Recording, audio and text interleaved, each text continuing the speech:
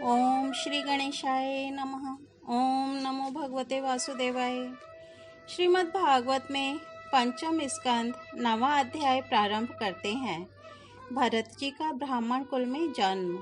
श्री सुखदेव जी कहते हैं, राजन, अंगिरस गोत्र में शम दाम तप स्वाध्याय वेदाध्ययन त्याग अतिथि आदि को अन्न देना, संतोष तितिक्षा विनय विद्या कर्म विद्या अनसूया दूसरों के गुणों में दोष न ढूंढना, आत्मज्ञान आत्मा के कर्तव्य और भोक्तृत्व का ज्ञान एवं आनंद, धर्म पालन जनित सुख, सभी गुणों से संपन्न एक श्रेष्ठ ब्राह्मण थे। उनकी बड़ी स्त्री से उन्हीं के समान विद्या शील आचार रूप और उदारता आदि गुणों वाले 9 पुत्र हुए तथा छोटी पत्नी से एक ही साथ एक पुत्र और एक कन्या का जन्म हुआ।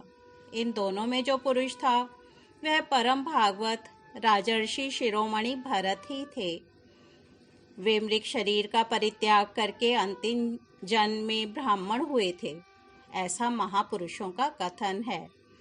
इस जन्म में भी भगवान की कृपा से अपनी पूर्व जन्म परंपरा का स्मरण रहने के कारण वे इस आशंका से कि कहीं फिर कोई विघ्न उपस्थित ना हो जाए, अपने स्वजनों से के संग से भी बहुत डरते थे।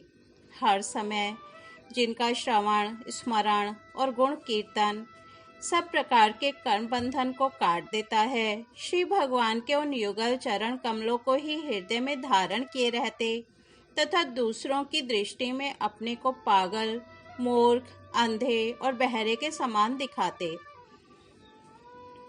पिता का तो उनमें वैसा ही स्नेह था, इसलिए ब्राह्मण देवता ने अपने पागल पुत्र के भी शास्त्रानुसार समावर्तन पर्यंत विवाह के पूर्व के सभी संस्कार करने के विचार से उनका उपनयन संस्कार किया। यद्यपि वे चाहते नहीं थे तो भी पिता का कर्तव्य है कि पुत्र को शिक्षा दे। इस शास्त्र विधि के अनुसार उन्होंने इन्हें शौच आचमन आदि आवश्यक कर्मों की शिक्षा दी, किंतु भरत जी तो पिता के सामने ही उनके उपदेश के विरुद्ध आचरण करने लगते थे। पिता चाहते थे कि वर्षा काल में इसे वेदाध्ययन आरंभ करा दूं, किंतु वसंत और ग्रीष्म ऋतु के चैत्र वैशाख ज्येष्ठ और आषाढ़ 4 महीनों तक पढ़ाते रहने पर भी वे इन्हें व्याहृतित और शिरोमंत्र प्रणव के सहित त्रिपदा गायत्री भी अच्छी तरह याद न करा सके। ऐसा होने पर भी अपने इस पुत्र में उनका आत्मा के समान अनुराग था, इसलिए उसकी प्रवृत्ति न होने पर भी वे पुत्र को अच्छी तरह शिक्षा देनी चाहिए, इस अनुचित आग्रह से उसे शौच वेदाध्ययन व्रत नियम तथा गुरु और अग्नि की सेवा आदि ब्रह्मचर्याश्रम के आवश्यक नियमों की शिक्षा देते ही रहे।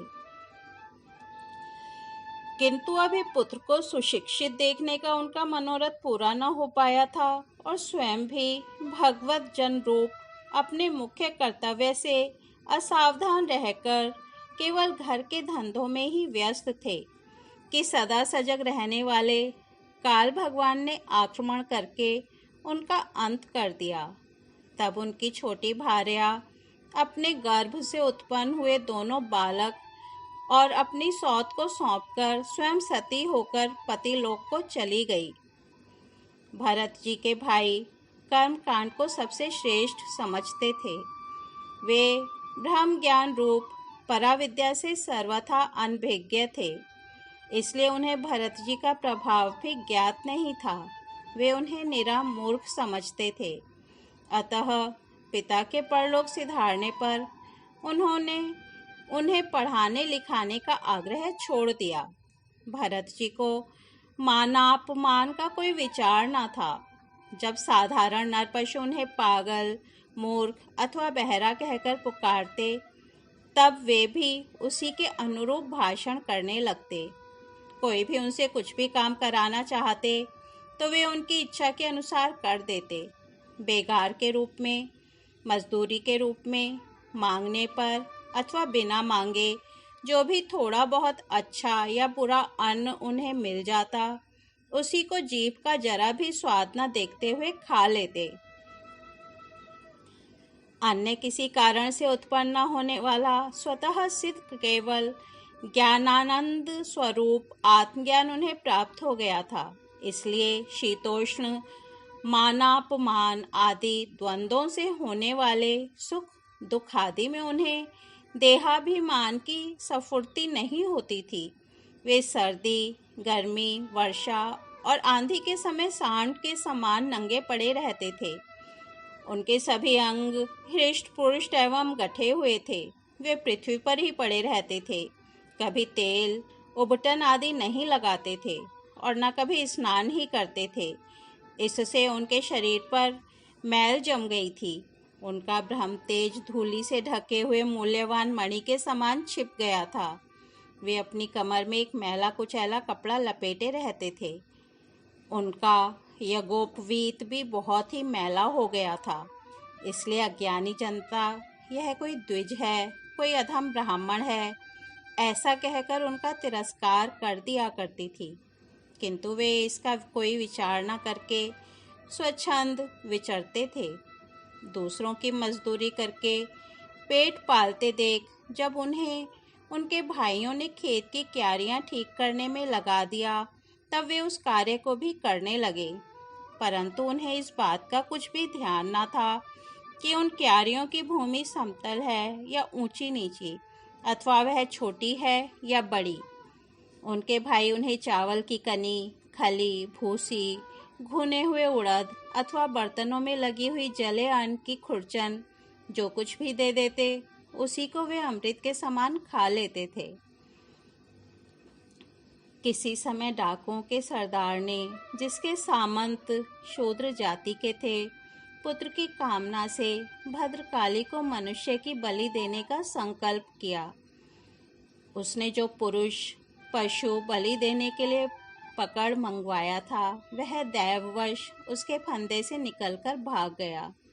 उसे ढूंढने के लिए उसके सेवक चारों ओर दौड़े, किंतु अंधेरी रात में आधी रात के समय कहीं उसका पता न लगा। इसी समय दैवयोग से अकस्मात उनकी दृष्टि इन आंगीर सगोत्रीय ब्राह्मण कुमार पर पड़ी, जो वीरासन से बैठे हुए मृग, वराह आदि जीवों से खेतों की रखवाली कर रहे थे। उन्होंने देखा कि यह पशु तो बड़े अच्छे लक्षणों वाला है, इससे हमारे स्वामी का कार्य अवश्य सिद्ध हो जाएगा। यह सोचकर उनका मुख आनंद से खिल उठा और वे उन्हें रस्सियों से बांधकर चंडिका के मंदिर में ले आए। तदनंतर उन चारों ने अपनी पद्धति के अनुसार विधि पूर्वक उनको अभिषेक एवं स्नान कराकर कोरे वस्त्र पहनाए तथा नाना प्रकार के आभूषण, चंदन, माला और तिलक आदि से विभूषित कर अच्छी तरह भोजन कराया।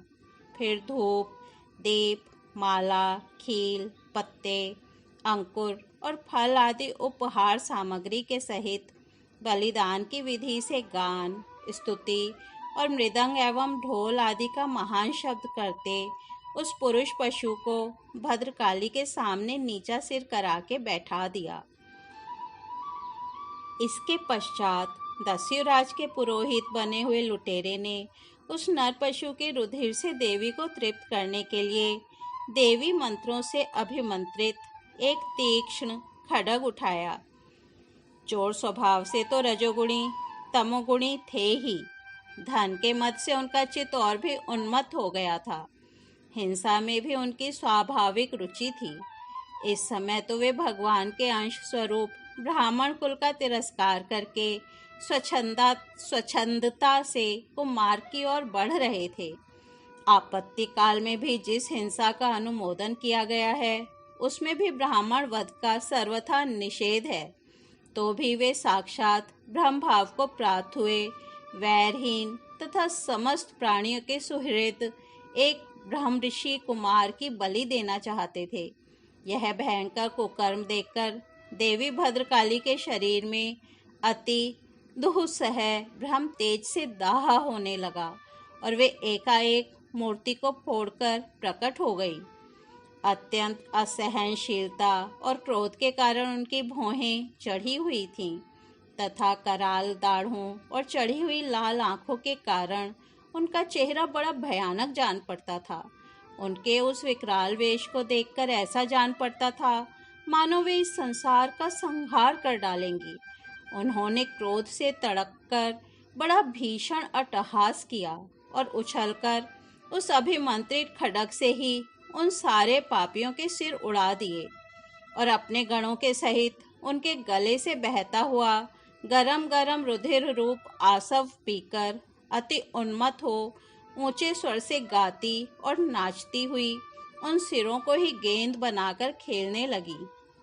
सच है, महापुरुषों के प्रति किया हुआ अत्याचार रूप अपराध इसी प्रकार ज्यों का त्यों अपने ही ऊपर पड़ता है।